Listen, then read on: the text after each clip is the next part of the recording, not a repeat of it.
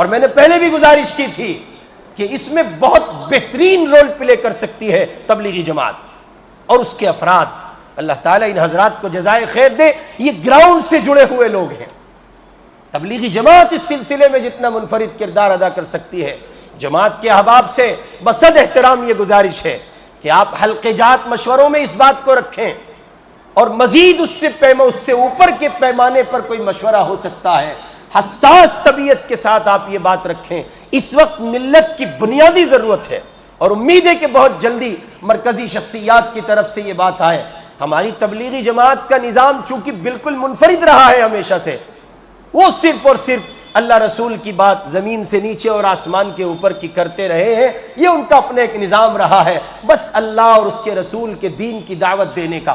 اس واسطے ان کو اس نوع کے مسائل سے نہیں جوڑا جاتا ہے اور نہ ان سے کہا جاتا ہے. لیکن اب یہ وہ ہندوستان نہیں ہے جب ان کو چھوڑ دیا جائے گا. انہوں نے بھی لاک ڈاؤن میں کرونا کال میں حالات دیکھے ہیں.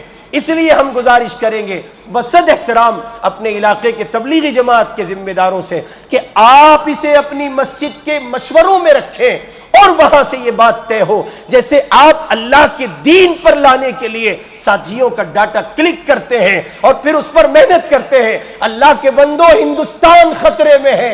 ملک ہی سلامت نہ رہا, اذان کیسے سلامت ہوگی؟ ملک ہی سلامت نہ رہا, مسجدیں کیسے سلامت ہوں گی؟ اب ملک ہی سلامت نہ رہا تو آپ کا, میرا یہ مدرسوں کا, تبلیغ کا, خانقاہ کا اور دعوت کا اور فلاں کا نظام کیسے سالم رہ سکتا ہے؟